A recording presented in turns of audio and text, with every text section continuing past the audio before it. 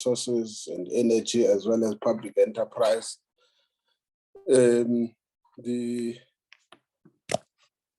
Labor, as well as I'm trying to check, as well as the Eskom. Recording in progress. Leadership. I don't want if the executive is present, I ignore them. We are having this joint committee, and I was told that I must do the opening part of it.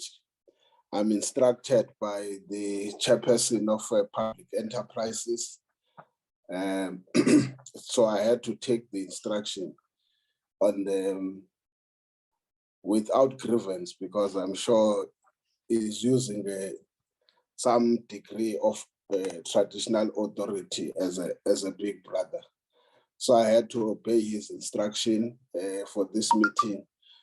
Can I check, are there any apologies, honorable members, from Public Enterprise? Any apologies? Chair, from Public Enterprises, I haven't received apologies for today's meeting. Mineral Resources and Energy. Good morning, honorable members. Chair, we've got apology from Honorable Zungula and apology from my colleague Ariko, who might not be able to join this meeting due to load shedding since last night. Thank you, Chair. Okay, I doubt it. Chairperson, good morning. Sorry, it's Farad Isak. Chairperson, Honorable Khalib Kachalia did present his apologies in advance. Please, if that can be recorded. Thank you. Okay, thank you. Without any further delay, the other big apology we have to make is that we had scheduled the meeting for 9 to 12:30 at maximum. It would have been 1 o'clock. Unfortunately, Parliament has scheduled the debate now at 11.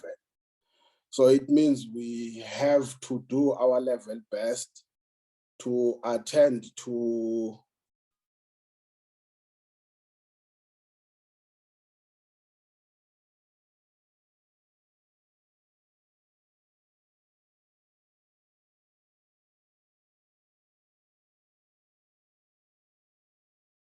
bear with me. So we have to try and rush up, finish the meeting probably by 10:30 to allow members to prepare for the debate in the NA. So we will request that also when we make our inputs, we try and be as economic as possible so that we allow also other members to be able to participate and also agree on what will be the way forward. We have been given the presentations by Eskom, but this is a continuation of a meeting that we were unable to resolve some of the issues due to time constraints that we had at Koeberg. And therefore we will want to just check with the union in 10 minutes, a recap from their side on the issues that they raised. They don't have to reinvent the wheel, but also on new developments, if there are any other matters that they will want to present for the attention of the two committees. I hope I'm correct, Co-Chair, on that approach. Is NUM present in the meeting? Good morning, Chair. Yes, Chair, NUM is present. Okay, my name is Pumzile Mvovo. Okay. The full-time shop steward of the Western Cape. Okay. Can we, Chair, we agreed, can we give NUM 10 minutes to recap and then we'll go to Eskom? Yes, I think that's the right approach. Okay, NUM. My time on my side, not your side, says it's 5 minutes past 9. So at 16 minutes past 9, I will be allowing the Eskom to come in. Can you just recap for the committee? Thank you. Thank you. Thank you, Chair. Good morning, honorable members. We got the response from Eskom and we prepared some responses to it. And in essence, we are saying that the NUM agrees that this project is a critical enabler, hence the concerns raised. It is understood by our members that there was no deficiency that could have caused any reason to postpone the project from outage 2 to 5. The postponement needs to be seen in context. There has been serious project interference by the Eskom COO on regarding payments to Framatome. That culminated into individuals being suspended for not acting on agreements between the Eskom COO and the CEO of Framatome. In the press statement by the COO of Eskom, he stated the reasons for postponement as an Eskom delay, while now we see that it is mentioning Framatome as a contributing factor in the delay in this response. The background, since the project's inception, there's been excessive interference, Chair, by Eskom executives and notions to pay additional large sums beyond the contract value. Our members were informed that the COO agreed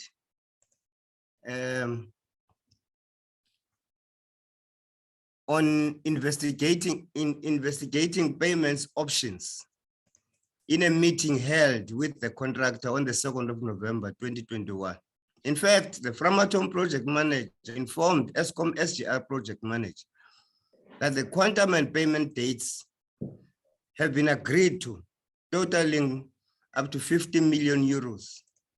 Now, payment to alleviate the Framatome cash flow concerns. This payment would be effected in 2 transactions before December and in January 2022.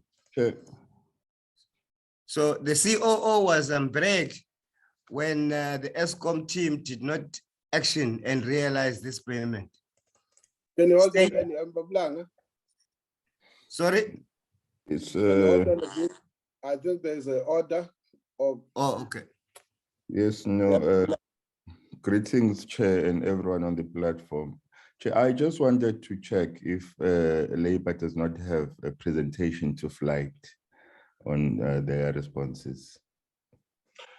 Oh, they can send the presentation. Remember, they had already given us their presentation. We were just saying they must recap. Then they say they do have something in writing that they can give. Then in the meantime, they can be sending, but they are doing what they did. We are giving them an opportunity to recap on what they had presented and tell us if there are any new developments.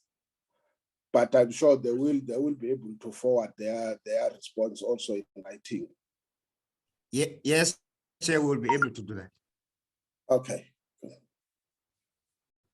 So we are saying the COO was furious when the Eskom team did not action and realize this payment, stating that in his own words, what you get when you pay peanuts, you get monkeys. Those were his verbatim words. The original steam generator were agreed to be stored in the when we talk about facilities, the original steam generators were agreed to be stored in the existing licensed low-level waste building at Koeberg. But due to the unacceptable build-up of nuclear waste in this building is full to the brim. So to a point where even freight containers are being used to store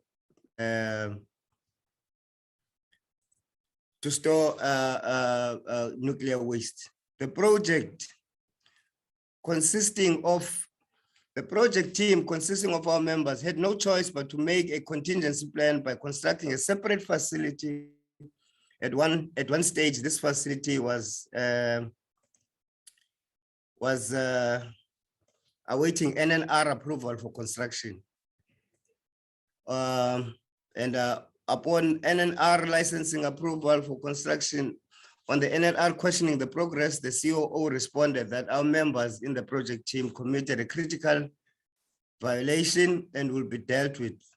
This caused at least 6 months delay on the progress of the contingency. Despite all these setbacks, the building was ready to receive the steam generators by 11th of March 2022, well in time for the project to go ahead. Now, Eskom management has been involved and informed of all aspects of this project when we talk about the 650 million order that they spoke about. They have been involved and informed of all aspects of this project, and our members have not been informed of these poor alleged practices. The 650 million order, Chair, was well documented, and the executives appraised on the risk of this dispute, including agreement to appoint a legal firm to support Eskom in international arbitration processes. The fact that this provisional payment was not reflected on the Eskom books should be explained by Eskom management. Why we can only deduct from that this was hidden by management not to reflect on the Eskom bottom line. Although there has been numerous investigations around this project, Chair, we have counted 8 to be exact, 8 investigations around the removal of this project. Bearing in mind that it was never our members' intention to remove the project at all. Our members were ready to continue with the project and hold Aframaton accountable. Ever since then, 8 investigations were done. A Tom Skinner investigation, a forensic investigation, financial investigation by Renee Ovis, Nexco in introspection together with Dr. Willem Jomslunga, a Devon Way investigation by Kerry Bethel, a governance investigation by Gordon Wood, board investigation, Danny Muller plus HKA on the contract management investigation, all these investigations to investigate a removal of the project that our members were never in agreements with, and yet they are still suspended.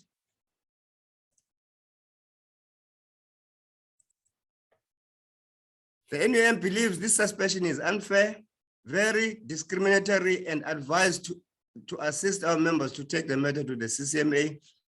It is clear that the decision to postpone the project was not made by the project manager. This decision led to Eskom probably losing billions of rands, which could have been avoided in compensations. It therefore begs the question whether this postponement has not been a script to facilitate payment agreements between executives. The NUM is aware and has proof that the GCE agreed to a press statement 2 weeks prior to the COO making a public announcement that the Eskom is deferring the SGR project to the next outage due to Eskom not being ready. The executive agreed to outage 225, starting with SGR knowing all the employers' risk for several months. Project weekly reports were provided to keep the executives fully appraised, but strung the project team along by insisting on optimized plans to be negotiated. The project influence is therefore much more pronounced at executive and management level. That is Mr. Jan Obelhosa, Friki Ellis, Ridwan Pagadin, Peter Leroux, Danny Mola, Sadika Tofi, and the PSM of the power station, Mahesh Valatam.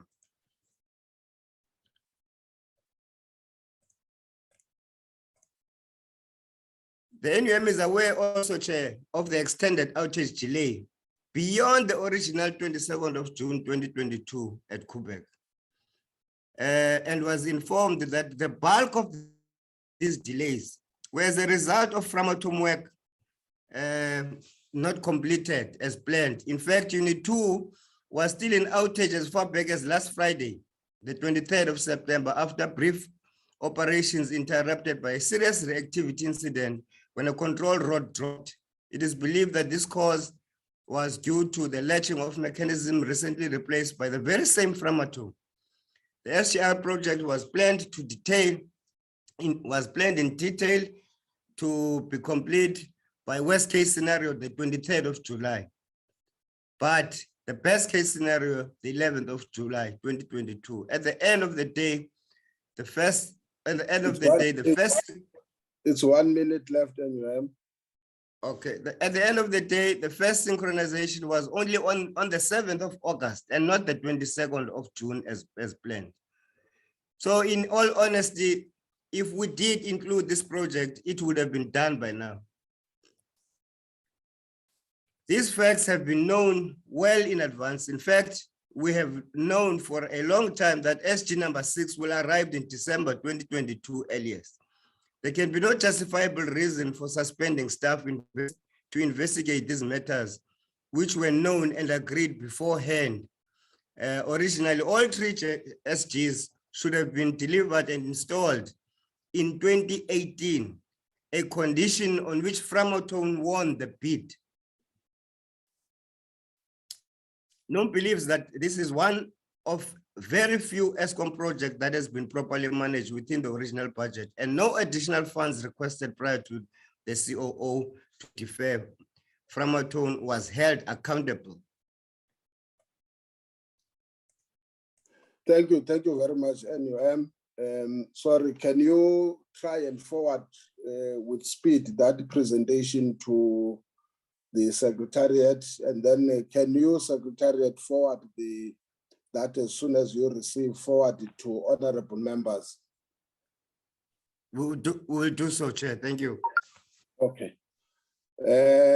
GCO, I thought I see you. If I'm wrong,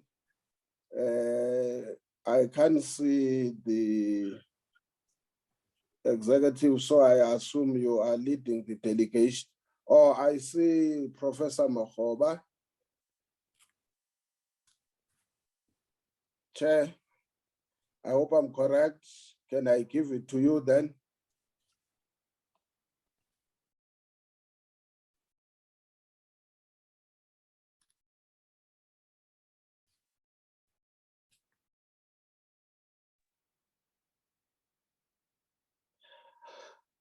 Are you load setted too for the presentation? Can you hear me? Yes, I can hear and see you. Okay, now I can just about see. I've been struggling. No, I'm not load shedded. I've just managed to join now. I've been struggling from about 5 to 9 or so to try and join the meeting. Chair. Yes, honorable member. Yes, through you, Chairperson, I just wanted to check if Eskom will be presenting on the presentation that was shared now at 8:30. I wouldn't know whether can I check with the Secretariat first? Hold on a bit, Prof. Okay, all right. There is a concern that the report was presented today at 8:30.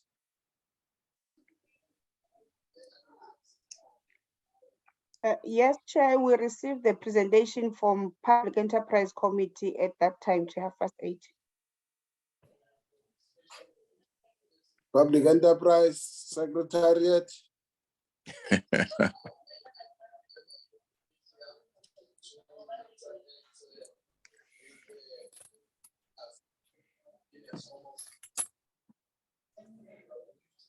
Yes, so can you please come in? Ayanda, yeah, I think you should make the GC and Ms. Natasha Sitole the co-hosts. Okay, will do. The concern is that the report has only been received this morning. I don't want to respond on behalf of the CEO or you, Disco. Can you clarify the issue of the report? Chair, I can clarify. Lebohang Tikan is my name. I'm the PLO for Public Enterprises. Can I clarify that part, please? No. Let me deal with the secretary first, but let me give you, maybe you will help them. Okay, Chair. I just wanted to indicate that what was circulated this morning, it is just a presentation. It's in a presentation form. Otherwise, the report itself was circulated last week.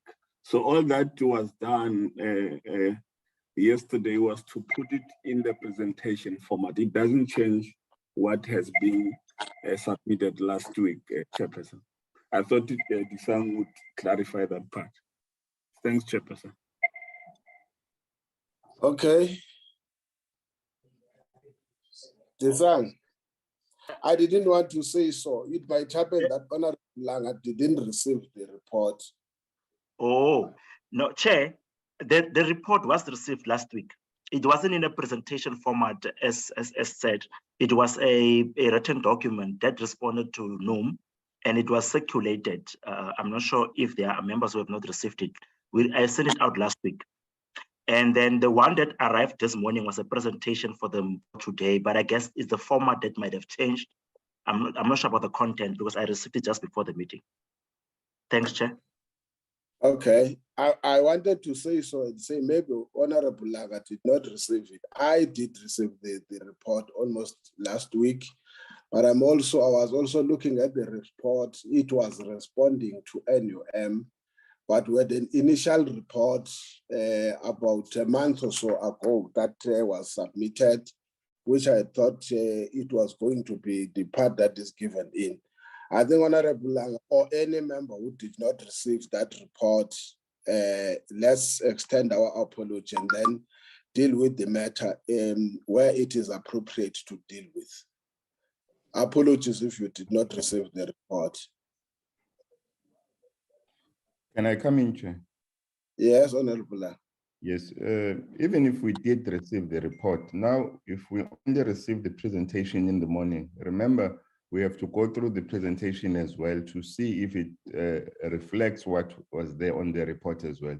So it becomes confusing now because there was even no time to see even this presentation that was sent this morning, Chairperson. So that's where the concern is here. Okay, that is noted. Sometimes people, there is something that they do, and I think it's an issue that we must deal with it also at a level of the individual committees.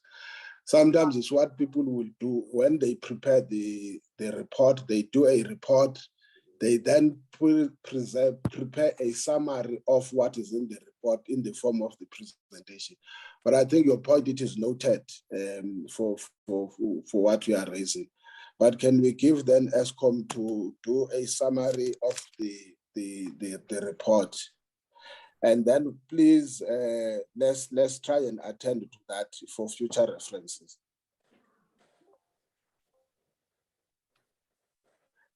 Yes, Eskom? Yes, thank you, honorable members of both portfolio committees. From our point of view, we are understanding that this presentation or this meeting is supposed to respond to issues that are related, I think, to the Koeberg matters that relates to some NUM queries that have come to the portfolio committee, and they were not addressed adequately previously in the meeting that was between Eskom and yourselves. And this is an opportunity, I think, to deal with those issues today. I think the Eskom team should be available at this point, led by Andre de Reiter and Jan Oberholzer and Mel Govender, and others. So I will hand over the matter to Andre. But the important thing, I think, is to address specifically the issues that the portfolio committee has raised rather than go all over the place. It's been a struggle, I think, to join this Teams meeting. I'm not sure why, because we've been using it. But be that as it may, we are now here, and maybe let's deal with the issues that the portfolio committees have requested us to address. Andre?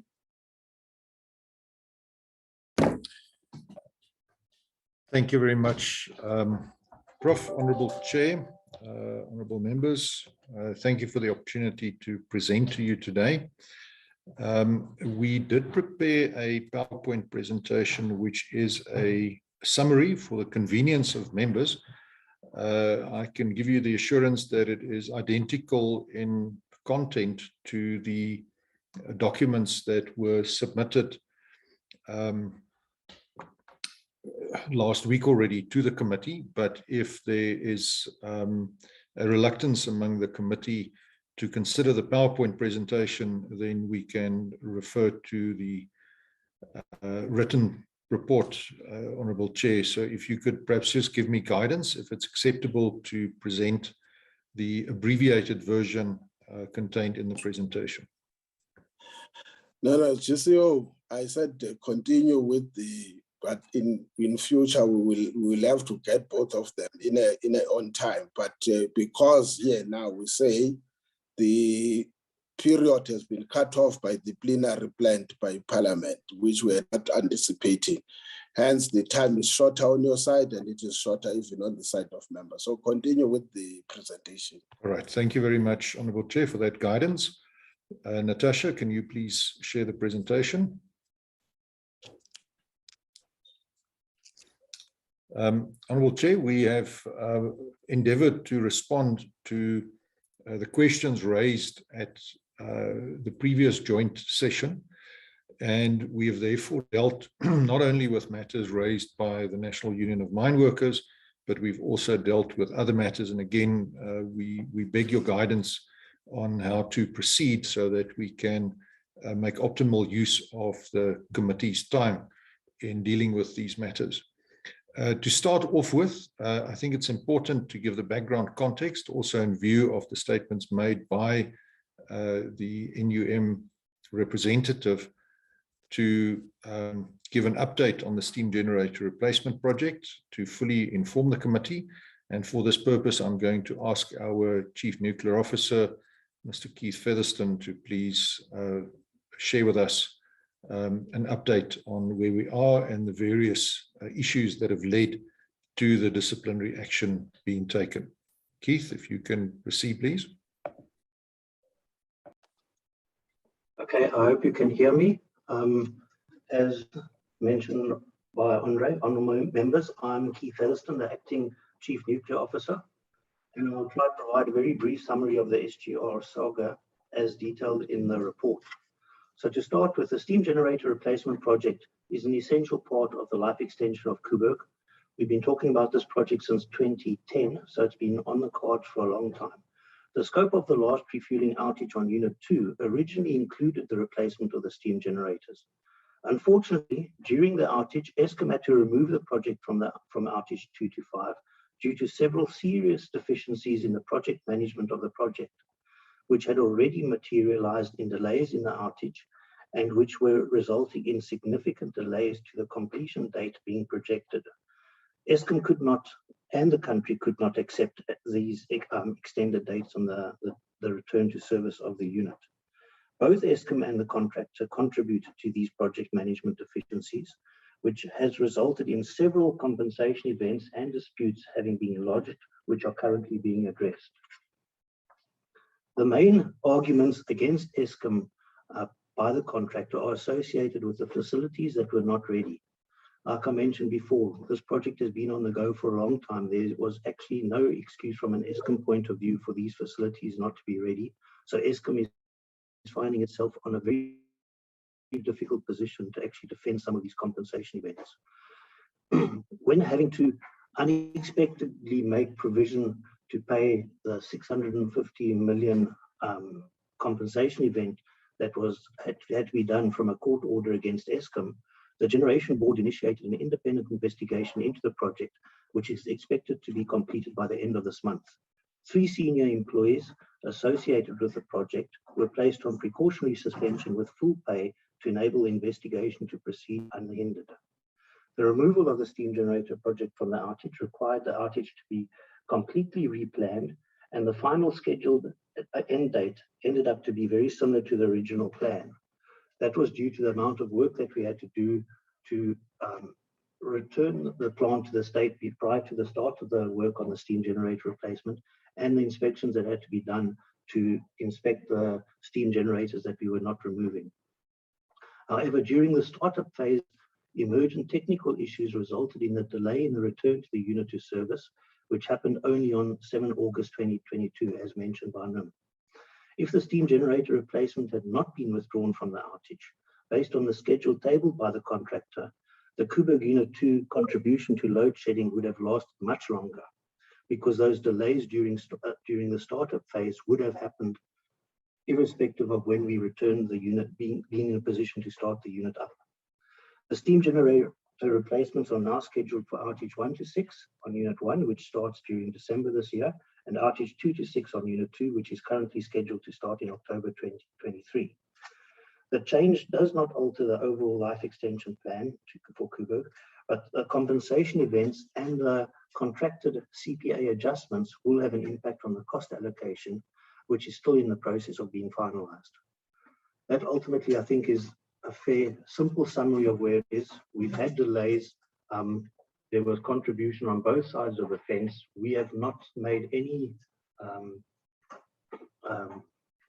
allegations to any Eskom employees. We've asked for an independent investigation to be completed. And once that investigation is complete, we'll assess what's been done and take any actions stemming from that report going forward. Thank you.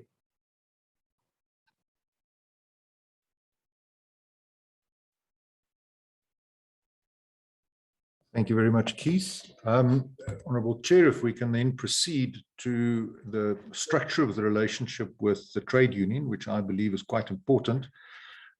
As we say in our document, we absolutely respect the right of every citizen of South Africa to approach Parliament and to ventilate whatever grievances it may have.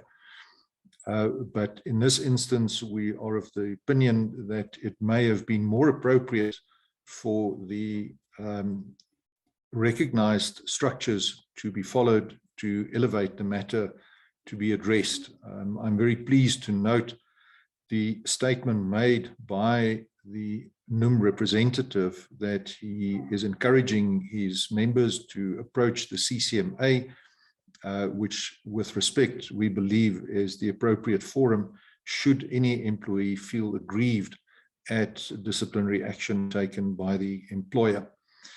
We have a recognition agreement in place, and it's been in place since May 2000 to regulate our relationship. It is in full compliance with the provisions of the Labour Relations Act. There are various commitments to cooperate and work together, and this governs the relationship between the parties and how we interact with one another. Next slide, please. So we have a number of forums which meet on various frequencies in order to ensure that there's a structured engagement and that union members are continuously apprised of matters as it pertains to their members' interests, and that they can also have the opportunity to raise any matters of concern that they wish to discuss with management. There is also the option then for ad hoc meetings. So the point that we wish to make here, Honourable Chair, is that there is a well-established structure for raising grievances. In this regard, none of these structures had been consulted prior to the matter being raised directly with Parliament from a plant level, which with respect is quite unusual and is not procedural in accordance with the provisions of the recognition agreement. Next slide, please.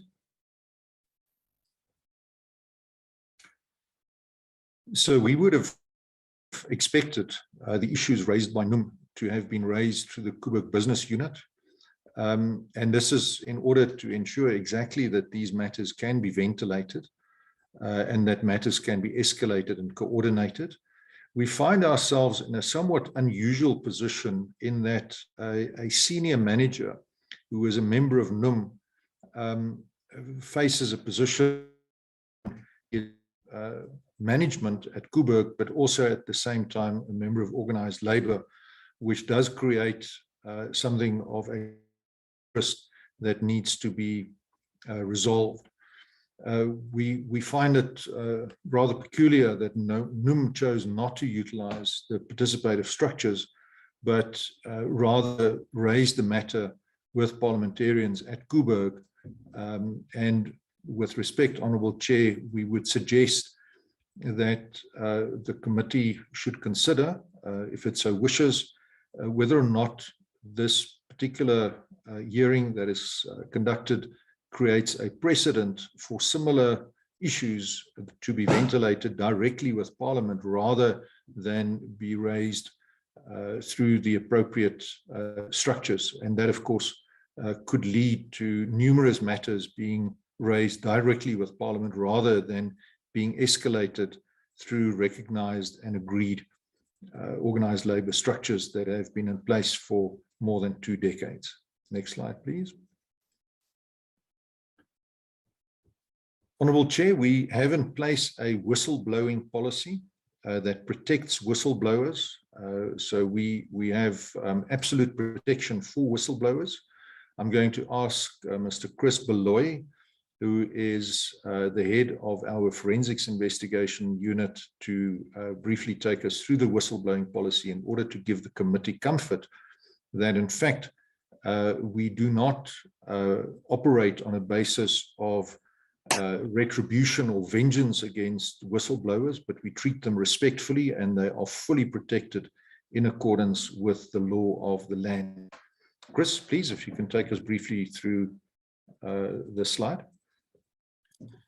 Thanks, Andre. Good morning, the Honorable Chair and the Honorable members. As Andre has indicated, I am Chris Baloyi. I am the head of forensics. It is correct, Honorable Chair, that we have within the organization the whistleblowing policy and the whistleblowing procedure.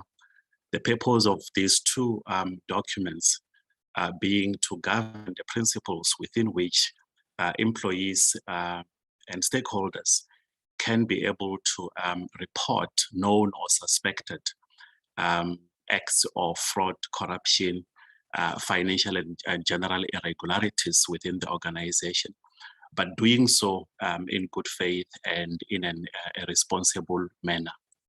That, Chair, is done in compliance with the Protected Disclosures Act, in which the facility, the fraud hotline, is managed by an independent company.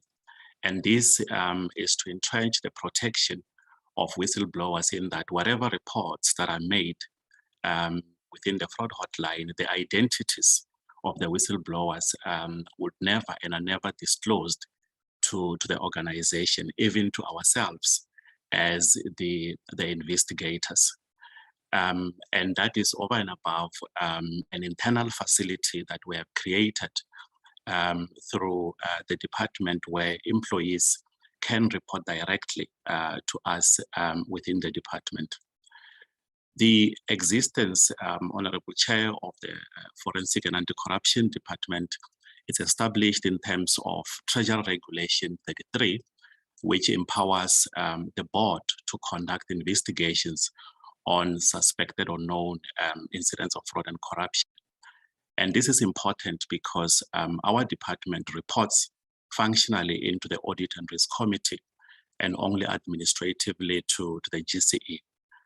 The importance of this, Honorable Chair, is that there is very little room for management to influence the work that the department does in respect of conducting fraud and investigation, which extend to the identity of whistleblowers, which are never revealed to management, either during the course of investigations or at the conclusion of investigations, because we believe that the platform needs to be maintained for whistleblowers to freely report incidents of fraud and corruption.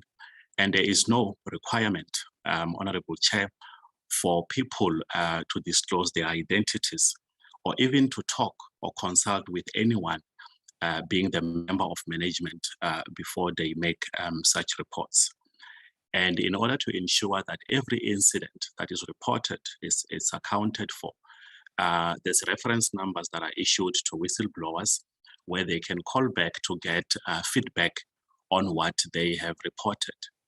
And this also creates an environment that when somebody believes or claims to have made a report or a protected disclosure, they ought to have a reference number which can be verified in terms of what was reported. And as the custodian of those two policy instruments, the department, we facilitate the protection of whistleblowers should or in any events where somebody claims victimization or threats of physical harm to themselves as a result of having made a protected disclosure. Lastly, Honorable Chair, it is important that to differentiate between a disclosure and protected disclosure. And because protected disclosure has to satisfy the specific requirements that are provided for not only within the internal policy, but in the Protected Disclosures Act itself, in that it prescribes to the individuals or the individuals to whom such disclosures needs to be made.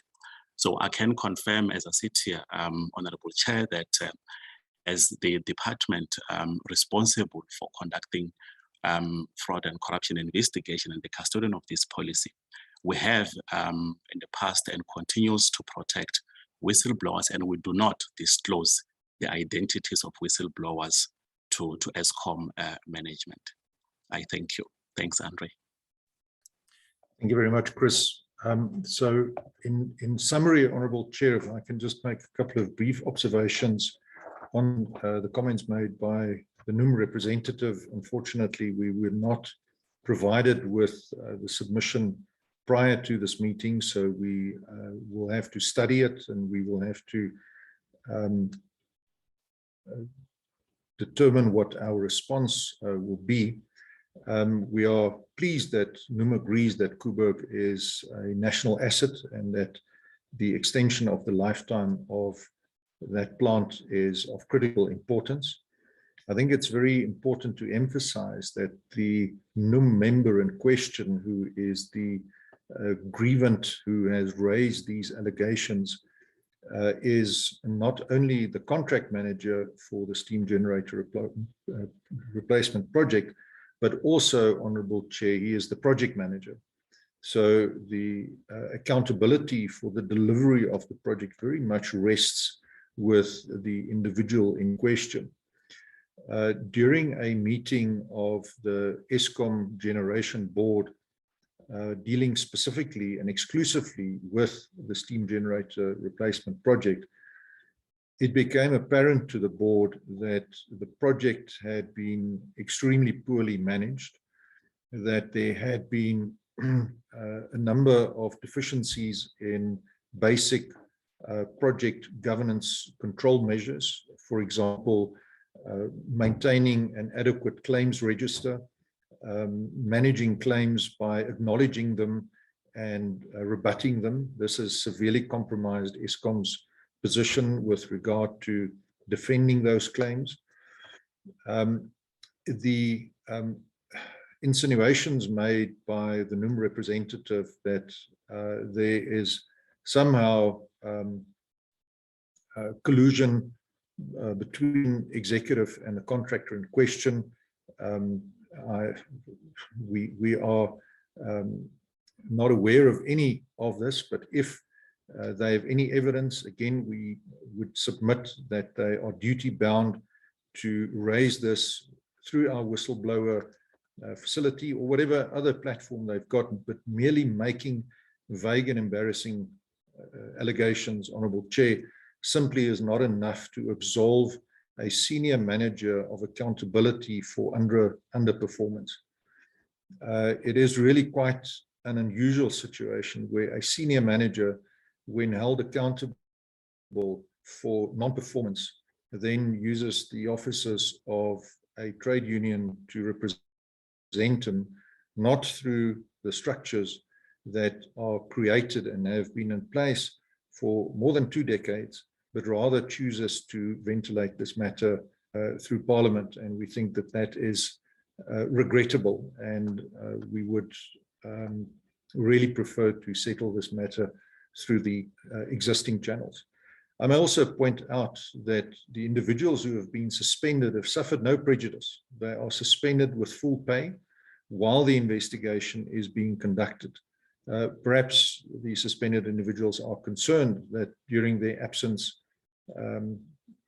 issues may be brought to the surface by the investigation. That is maybe true, that is maybe not true, but let the investigation run its course.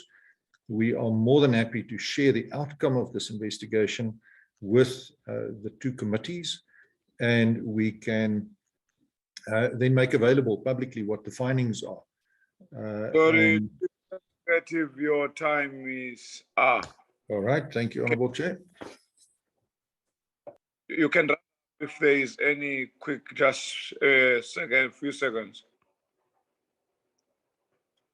Right, Chair, just to conclude then, we are committed to transparency. We will run this in a very open process, and whatever the findings are, we will make them public, and we will share them with the committees.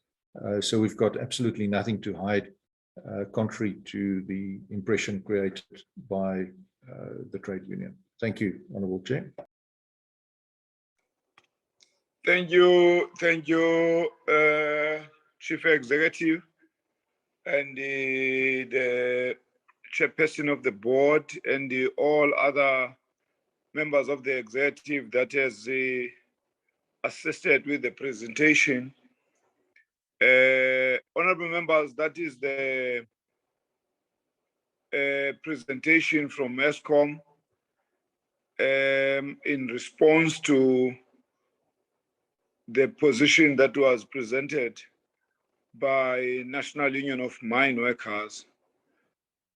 In essence, honourable members, Eskom is still adamant that the union can't speak directly to Parliament. I think that's what I'm hearing.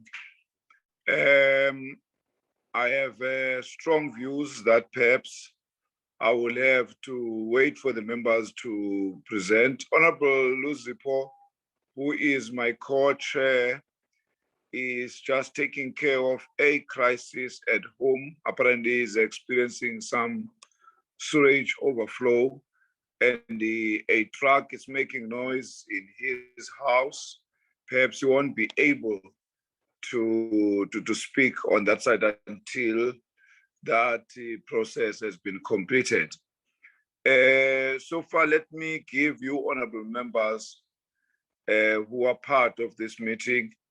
I will take one from one committee and one from another committee. Let me start with Honorable Mahlaule from the Mineral. Honorable Mahlaule. What, Chair, what am I expected to do? We are now responding, and I don't want to waste time of looking at people who are actually having hands. That's how I operate. I'm sorry, because that's how I operate in my committee, sir.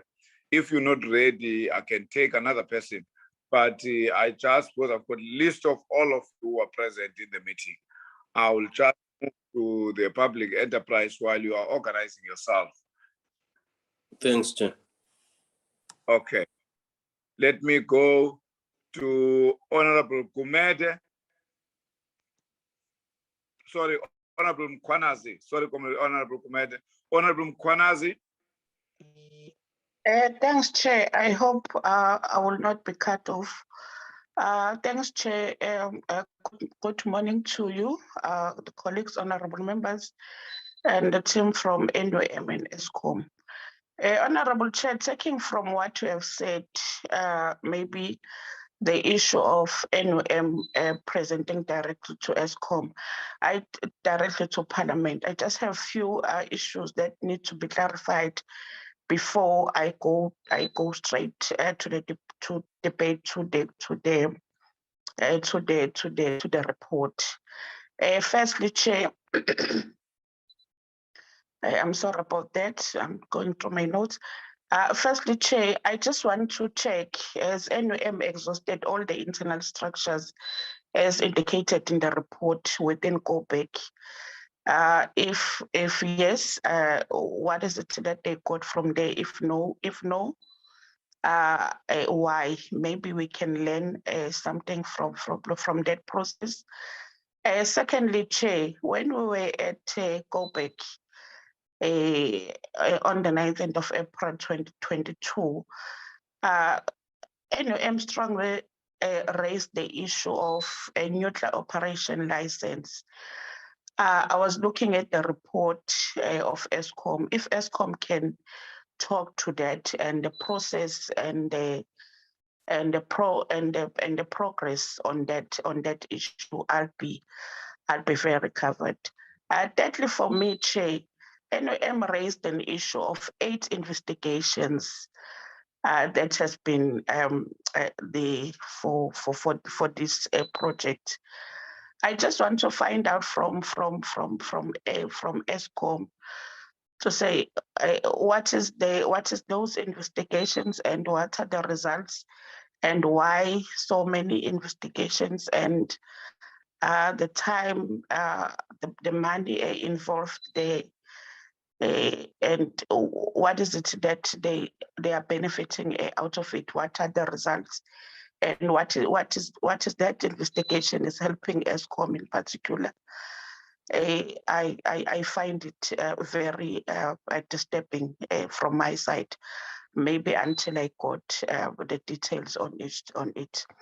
Lastly, Chair, on the Eskom report on the steam generator replacement project, bullet 8, it's talking about that delay increased the load shedding, which is the key component for stage 6 load shedding. Sitting here as the public representative, it's really worrying and alarming.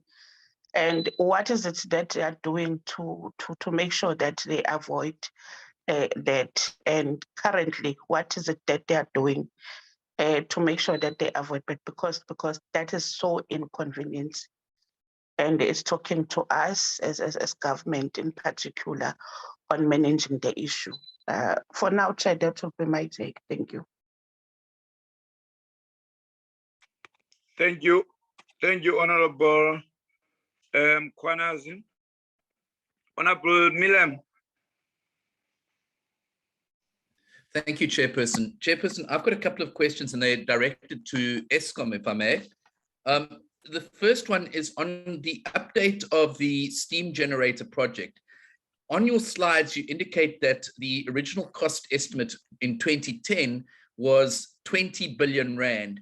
I'd like to know what is the estimated cost of the life extension now in today's money, and whether or not a new business case has been submitted in terms of the life extension project, and if so, where that business case is in the process. Secondly, in terms of the life extension project itself, surely the non-replacement of the steam generator units in outage 225 has a knock-on effect on the overall timeline. And I'd like to know what the impact of that knock-on effect is. Then with regard to the cost of diesel, in your slides, you say that Eskom could spend up to 2.4 billion Rand a month on diesel for your OCGTs. Now, I assume that that's the maximum that can be used by those OCGTs in a month. Are you budgeting for that maximum, or are you budgeting for a different number, noting that your recent reports indicate that you have run out of funds for the purchase of diesel, or you are running out of funds for the purchase of diesel in the current financial year? My last question, Chair, is with regard to the President's announcement. The slides state that the National Electricity Crisis Committee works under the President, and since it is a presidential initiative, the documents generated by the National Electricity Crisis Committee are classified as secret. Now, I believe that when the President made the announcement, he said that it would be done in an open and transparent manner. How does that align with the documents of that National Electricity Crisis Committee, which I must point out accounts to absolutely nobody? There is no oversight committee over that National Electricity Crisis Committee. How does that align with this statement that documents are classified as secret? Thank you, Chairperson. Okay, thank you so much, Honorable Milam. Honorable Komani. Thank you very much, Chairperson, and good morning to honorable members and members of Eskom and the NUM. Chair, I don't see any problem as to why Eskom should be so disturbed by the fact that the NUM has approached Parliament for intervention, because they are also exercising their democratic right, and maybe they've got one reason or two. Maybe we may as well hear that from the NUM. And Chair, one would then have to ask, in terms of the nuclear license, how far is the process? What is happening there? And then, Chair, having heard that there are people who have been suspended with pay from Eskom, and Eskom, they're like saying that boldly, and we cannot have people being suspended for forever, with or without pay, because there should the processes should unfold. So Eskom should tell us, for how long has those people been suspended? What is the status of the process, and when is it going to be finalized? And finally, Chair, in terms of the steam generators, what is the status given of this matter, given the fact that there are no funds? And equally, has Eskom as well submitted a plan on how they would proceed with this matter? Thank you very much for now. Thank you, Honorable Komani. Honorable Matlaule. Thank you, Chairperson. Greetings to the Chair of the Board, Professor Mafoba, and his team. I just have one question, Chair, and it doesn't emanate from the presentation, but from what we read all over about Eskom. That is it true that the team that team of engineers that came to South Africa to do maintenance of Koeberg left because Eskom was not ready, and they slapped the Eskom team with the bill of more than 1 billion? That's the only question I want to ask, Chairman.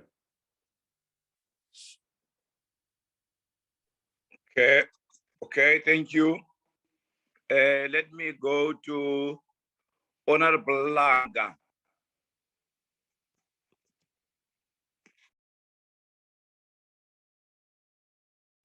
Thank you very much, Chair.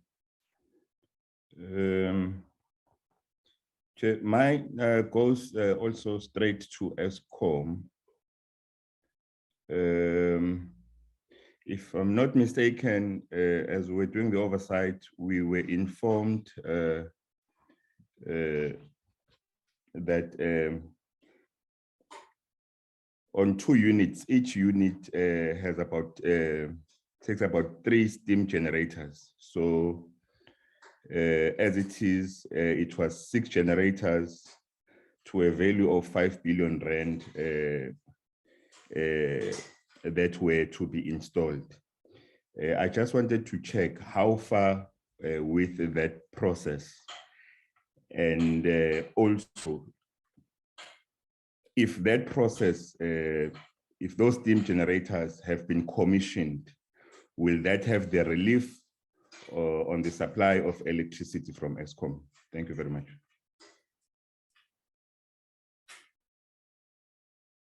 Okay. Honorable Vulmarans.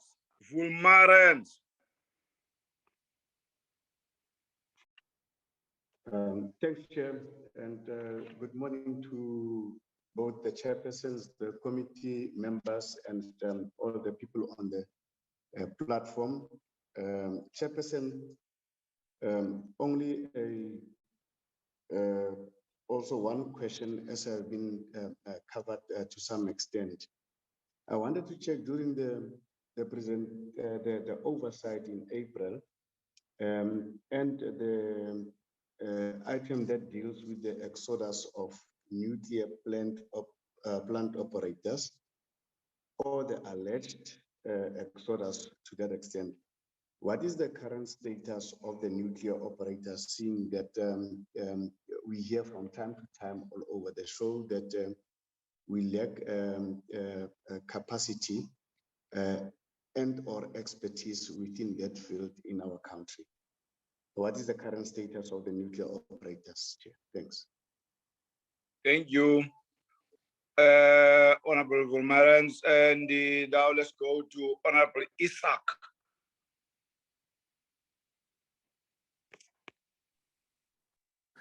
Thank you, Chair. Good morning, colleagues, and everybody else present on the meeting.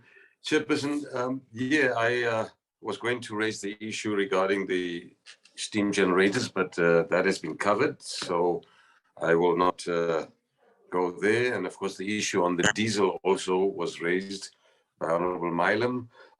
Chair, then I'll just be brief in that I'd like to just check on 2 items. The one was the report spoke of the Komati power station and the rebuilding, etc., and the issue of the jobs there being at stake. My question is, how far are we in terms of the planning with the Komati power station, and what exactly is going to then become of those individuals that might run the risk of losing their jobs, because that would create a huge impact on the area of Komati, which I know pretty well, having grown up in Mpumalanga. The other issue, Chairperson, is the report stated that there were some 19 units on unplanned outages, and some were supposed to have become back online towards the latter part of September, a few early in October. So we're almost there. It's now almost the end of September. And of course, I wanted to find out exactly, are we on track in terms of those 19 units that are now currently on unplanned outages? What is the position? How many maybe will we see come on track within the next 7 to 14 days? Thank you, Chair. Appreciate it. Thank you, Honorable Honorable Gumede.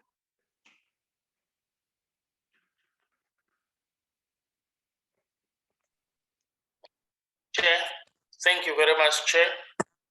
And I'm almost covered, Chair, apart from the fact that I'm very touched and sensitive that at this critical moment, we begin to discuss issues of dispute within the work environment. Eskom is facing quite a lot of challenges.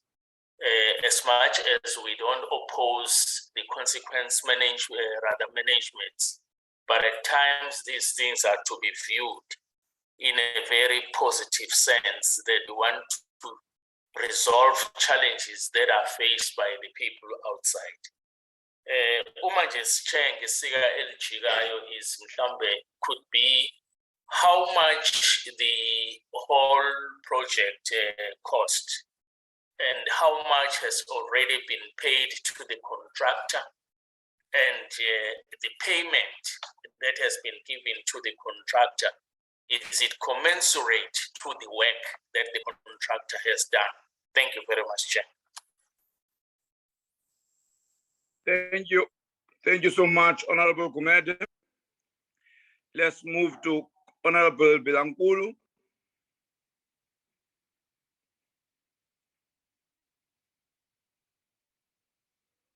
Honorable Bilankulu.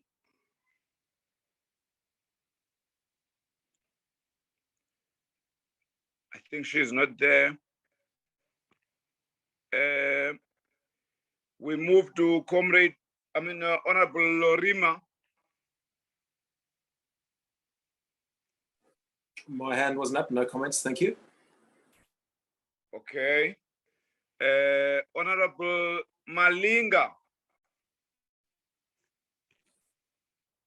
Thank you very much, Chairperson. Greetings to the chairpersons, members of the Portfolio Committee, Eskom, personnel on call, and the board, and everybody on the call, including our secretaries. Chair, I am mostly covered by the question posed by colleagues on the platform. But Chairperson, I take very serious offense on the GCEO statement that NUM was not supposed to elevate their issues to us. What is wrong with NUM elevating their issues to us? Because we are doing oversight over state entities. Chair, I don't think we're going to do justice because we're doing a rush job given the programming of Parliament that has changed, because we will be so Chair singangeni odabeni. I think there is a lot that is happening in that plan, Chair, at Koeberg. So I want to put a proposal to the platform that the two committees dedicate a day to go and investigate all these things that are happening cited by NUM, whether the responses that are given by Eskom, they are really worth the paper and the ink they are written on. So that will be my submission, Chair. But let us go there, do our own investigation, dedicate the whole day to go to Koeberg, because uyasizwa nje lesicamthe esishaywa ngaso la. Load shedding is happening. We are on stage 6, but they said they did not want to defer whatever because they would be load shedding. But we are currently load shed. So their reasoning is not assisting us. So that is my submission, Chair. But let us dedicate a day, go and do our own investigation as legislators at Koeberg. Thank you very much, Chair. Thank you, Linga. Honorable Matokwe. Thank you, Chairperson. Thank you, Chair. I think most of the issues that I wanted to raise, they have been covered by colleagues.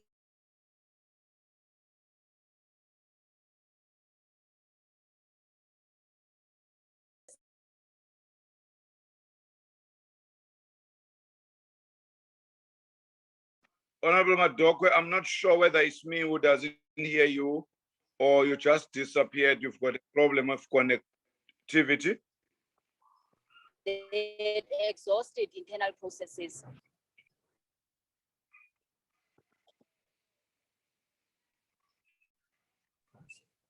Sorry, I had someone speaking.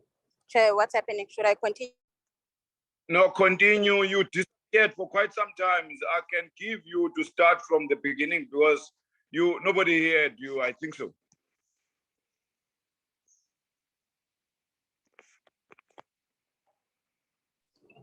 Okay, I apologize for that. I'm having issues with network here because of load shedding, but I'm gonna continue nonetheless.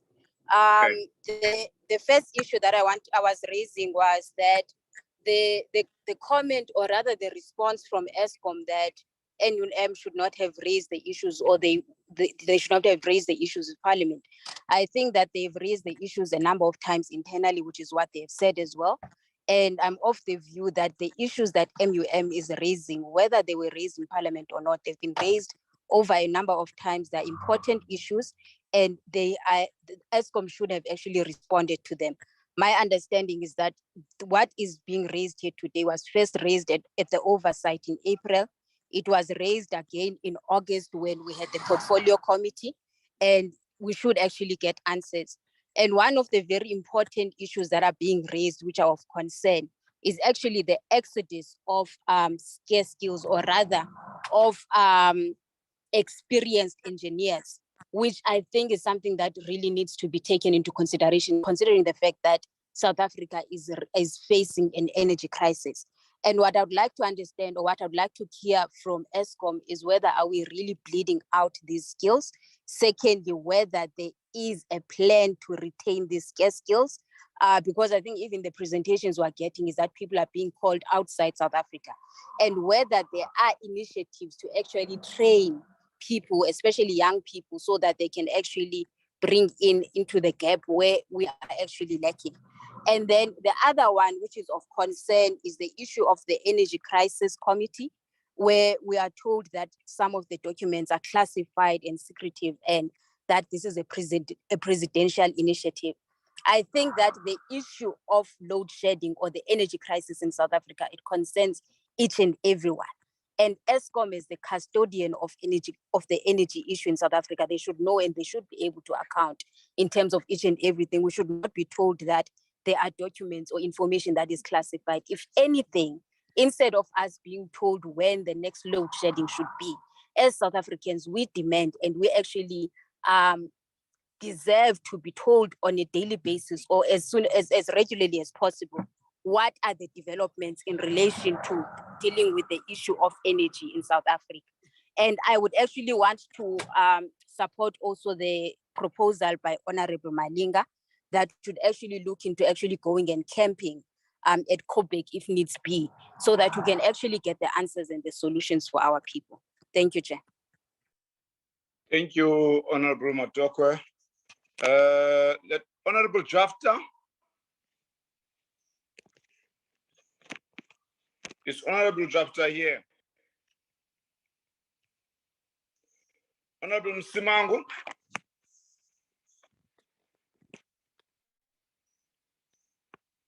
Honorable Msimang. Okay, they are all not there. Then let me also hammer on this issue that all honorable members raised about the fact that it was not wrong, and it is not wrong, for NUM to approach the legislative arm of the state if they have any matter that they think is important and is affecting the public.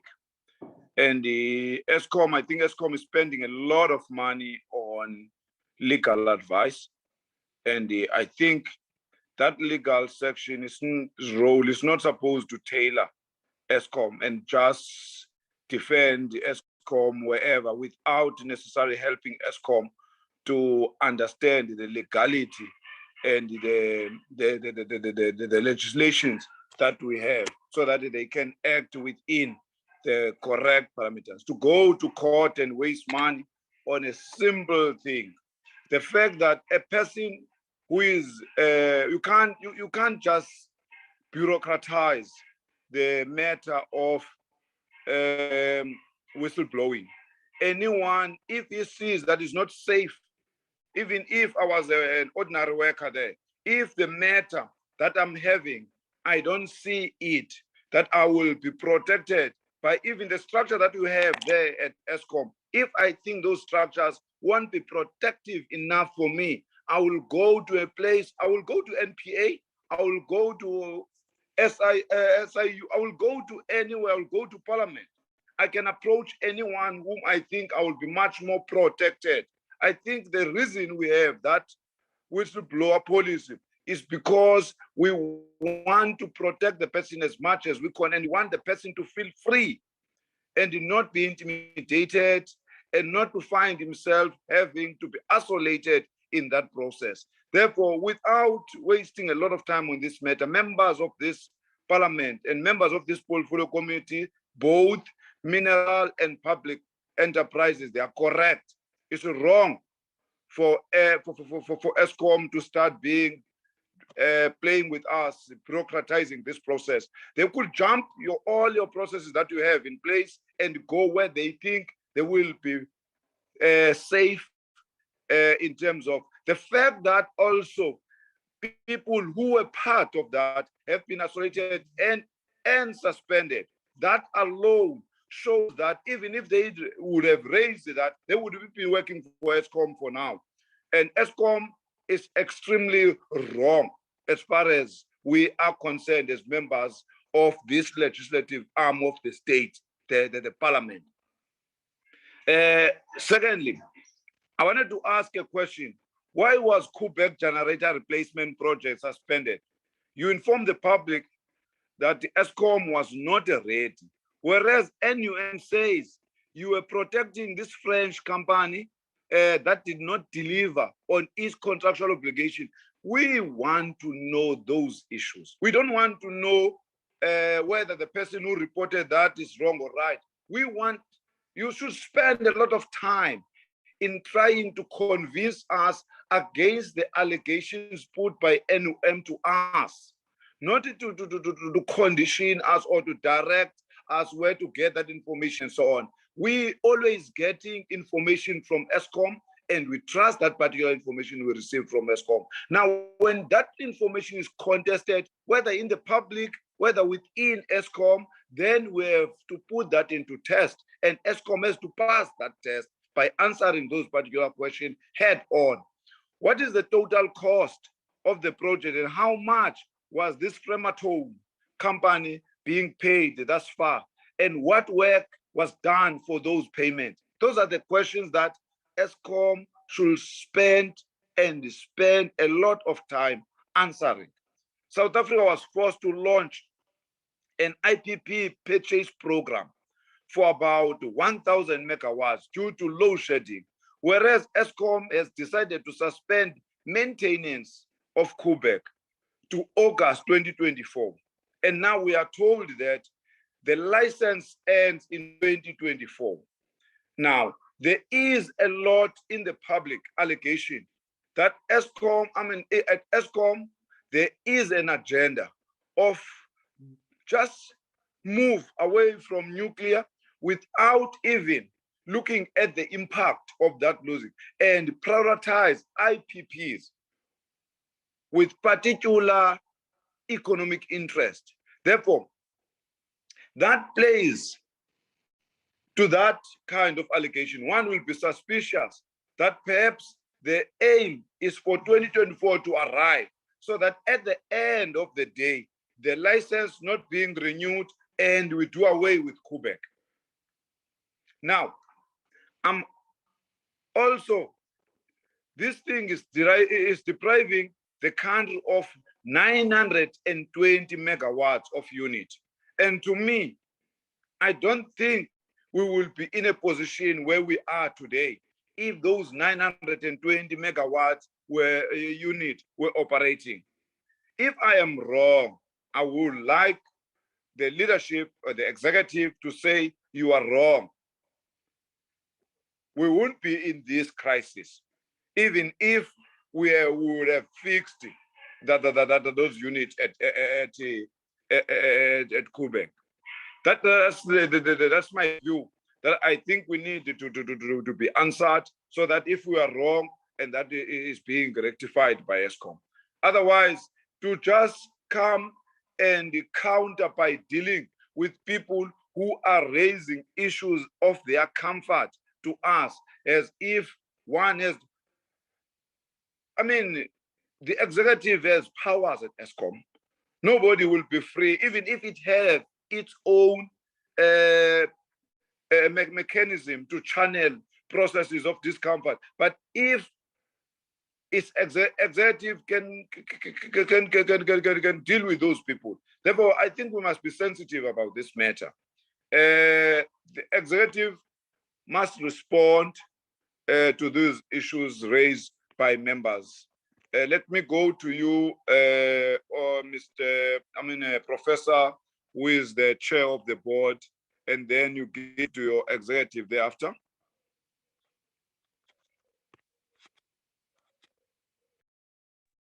Oh, No, sorry, before, can I check if the chairperson is back, my co-chair? If he's back, he has something to say. Let me check if he's still here. Honorable Zippo. Thank you, Chair. I hope I'll be audible. I'm load shedded already. But okay. Look, I want to start from very quickly from where Honorable Malinga said. Prof and the GCEO, the first thing we must concede is that here we're dealing with a matter of national interest. It's not a matter that we look at it from a commercial transaction point of view. Two, I don't think we're dealing with whistleblowing. I think whilst we're grappling with the issue of finding a solution on the energy challenge and energy crisis that we have, some people share a view that there is a deliberate, and I think that's the issue, because if we suggest that it's about whistleblowing, then we're missing the point. When I looked at the issues that are raised by NUM, I would have expected that the argument would say what NUM is arguing, they are missing point 1, 2, and 3, and their understanding is different from yours on those bases. That's point 2. Point 3, anything that is done is run by suspicions. The same people or person who was directing us, you gave us to direct us when we were doing the tour, is the same person that subsequent to the visit by the committees is then said to be suspended.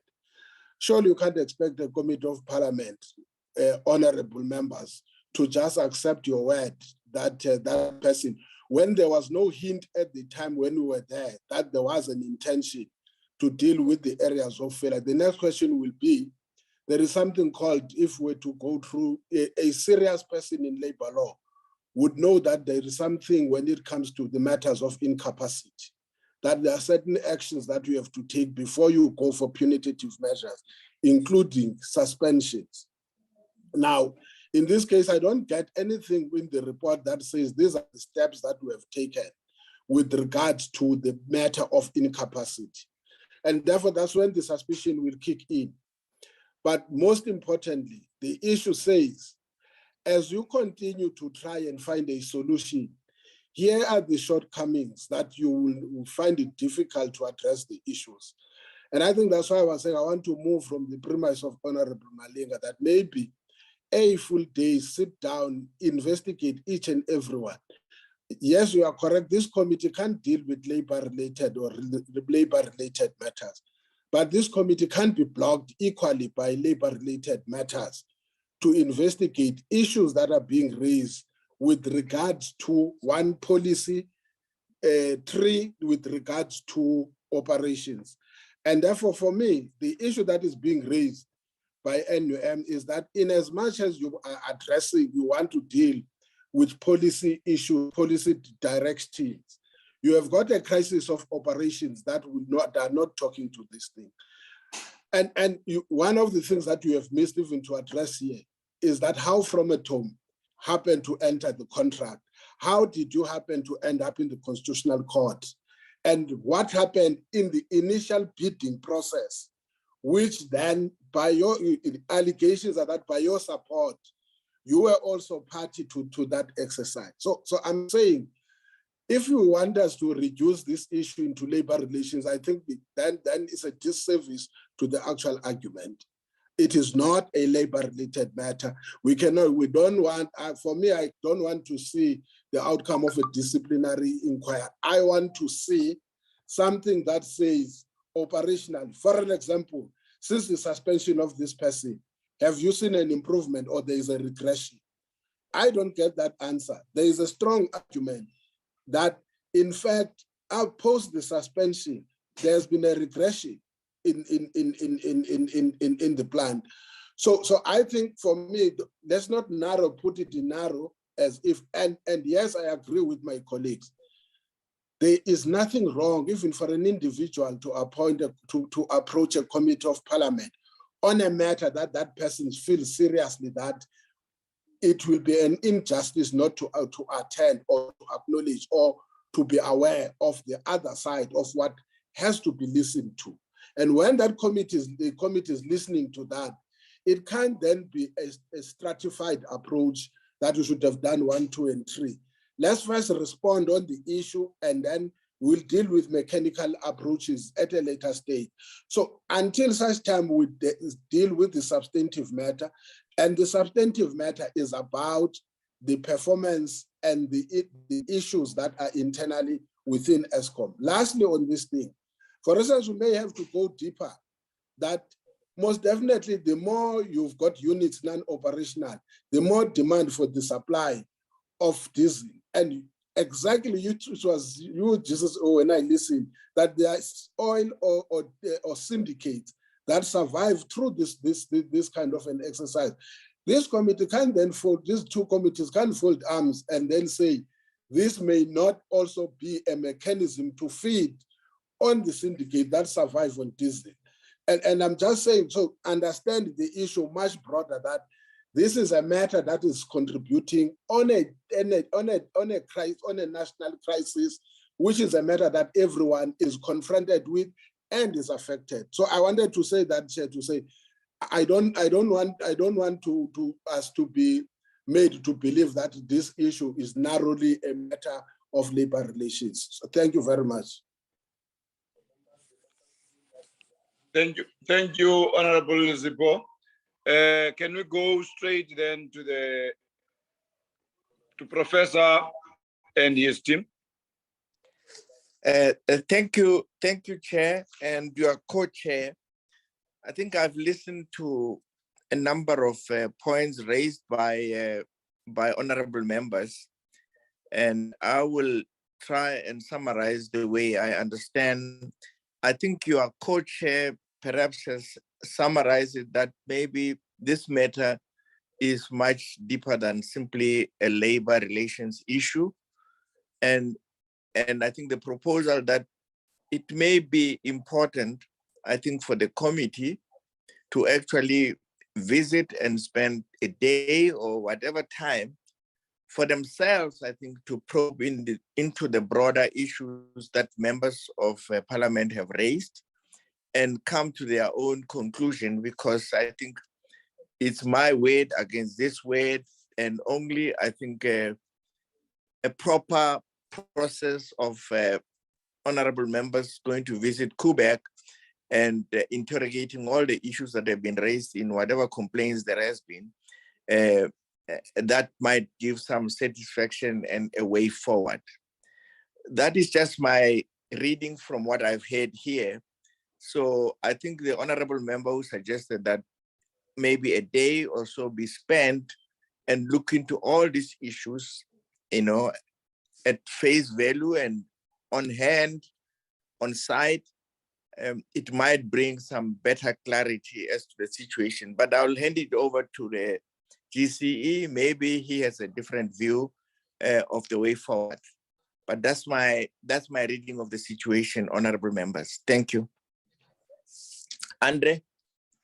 Thank you very much, Professor. Honorable Chair, honorable members, I completely concur with what Prof. Makgoba has just said. I think that the matters raised by the committee deserve much more time than, unfortunately, we have available.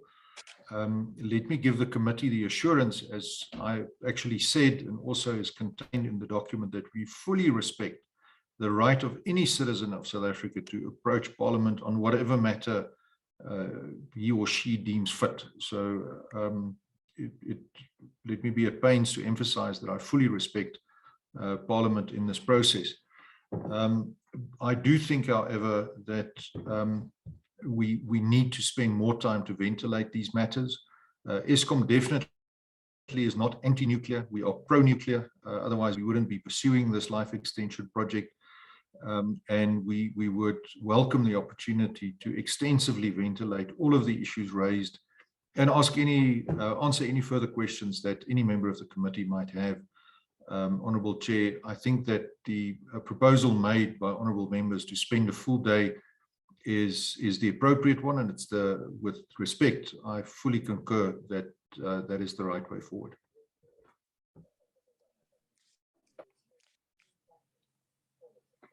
Thank you.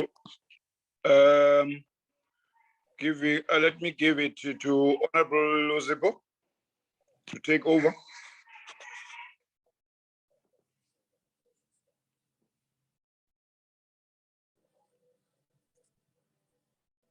Yes, when you alluded said the Chair. Look, I don't know, Chair. I wanted us to be guided by agree that we are guided by the Secretariat, but secondly, agree that with the instruction also from the Speaker's office through the House Chair, that we include, instead of separating, deal with this as part of the work of the instruction to look at the overall energy crisis and report back to the Speaker's office. So amongst other things will be to deal with the issue of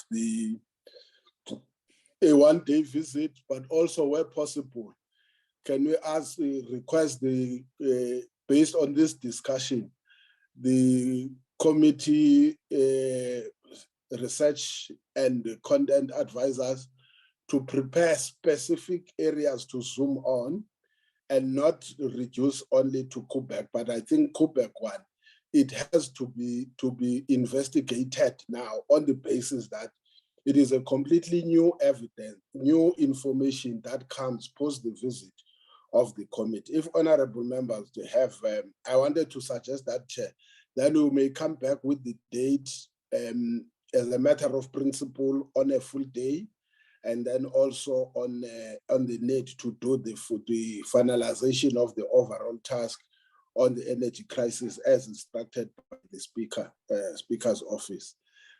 I'm not sure whether that will not suffice for honorable members. Obviously, there is some degree of agency that is needed, and I think I wanted to leave there, Chair, if honorable members agree. Then we can adjourn the meeting exactly at the appropriate time that we had anticipated to adjourn the meeting with the note of that way forward suggested. Yes, that's correct, Co-Chair.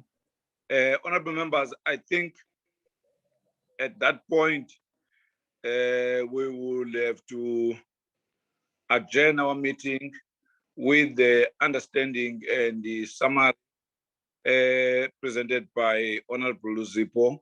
One, we must be preparing ourselves, and the Secretariat will be taking that process forward, preparing to go to Koeberg and other power stations in order to get a sense of the problems that are there. Yeah, I think that's in essence what we do in order to take this process forward. I don't know whether I'm speaking because I don't see a hand that seem to have a problem with us adjourning now and wait until the Secretariat present us with a way forward, which include date and every logistic that needed to be in place. Honorable Milam, I see your hand. Thank you, Chairperson. Chairperson, this is the second meeting that has been adjourned without the questions of members being answered. And I'd like some clarity from you as to when we can expect answers to the questions that have been raised by members. Thank you. At the beginning, I had a similar understanding with you, but I felt that let's take this as an ongoing process. This is not an end of this session. I think we are agreeing here that the Secretariat, including with assistance of the will be taking us to Koeberg and other places where all these questions will be dealt and finalized. I don't think, looking at the executive, it was prepared enough to answer all the questions that came, hence the suggestion and the way forward presented by Honorable Zippo. I think it's in that context. Can I add, Chair? Yes. Just to say, the difference, Honorable Melam, is that the form it takes now, it's investigative in nature. It therefore means the questions that we have asked, even if they were to be answered now, we will have to then come back and seek more clarity on them. That's why we then, in a full day, it means if we go to Koeberg, we start at 9.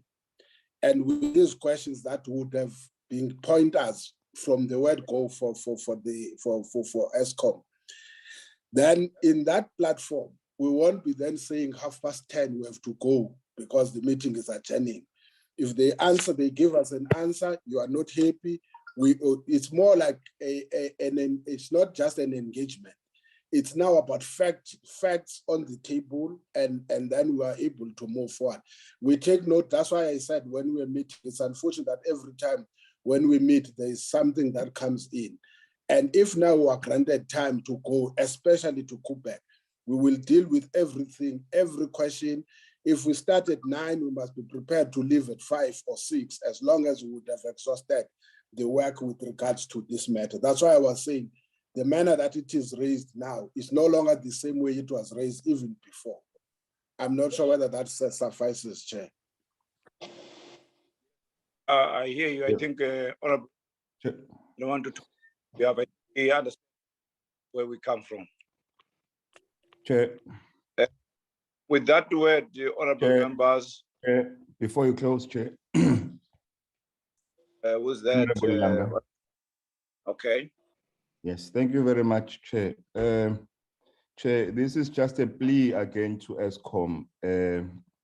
On the day that we will be visiting, the planned day that we will be visiting Eskom for an oversight again, we plead that we are treated like legislators. You know, after what transpired on our last day, on April, on our last oversight, you know, which was not very pleasant. You know, we plead that we are treated like beings, not just trespassers who came without notice there or without permission to the premises. Thank you very much, Chair. Thank you, Honorable Langa. Thank you also for raising that. I think they have captured that well.